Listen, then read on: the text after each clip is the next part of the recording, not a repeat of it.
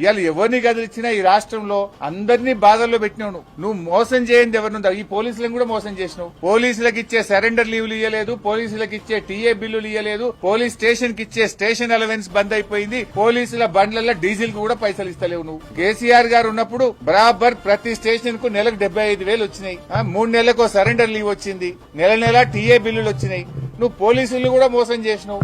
నువ్వు మోసం రైతులకు మోసం, నిరుద్యోగులకు మోసం, విద్యార్థులకు మోసం, ఉద్యోగులకు మోసం, ఇవాళ మహిళలకు మోసం. నువ్వు మోసం చేయని సెక్షన్ ఏమన్నా ఉన్నదా? ఎంతసేపు పోలీసులు అడ్డం పెట్టుకుని నడుపుతున్నావు. ప్రజలకు అర్థమైంది నువ్వేదో మళ్ళా గెలుస్తా అని పగటికల్గా అంటున్నావు. ఏడబోయినా చెప్తున్నావు. నువ్వు గెలుసుడు కాదు కదా, ప్రతిపక్ష హోదా కూడా రాదు. ఈ రాష్ట్రంలో అసెంబ్లీ ఎన్నికలు ఎప్పుడు జరిగినా కాంగ్రెస్ కు వచ్చేది సింగిల్ డిజిటే వస్తుంది బిడ్డ. నువ్వు మళ్ళా గెలిచేది అయిపోయింది నీ పని. రేవంత్ రెడ్డి అంటే గాన్ కేస్. నువ్వు మళ్ళొస్తా అనేది పగటి కళ, మర్చిపోయిగా. ఎట్టి పరిస్థితుల్లో రామరాజ్యం వస్తుంది, కేసీఆర్ రాజ్యం వస్తుంది.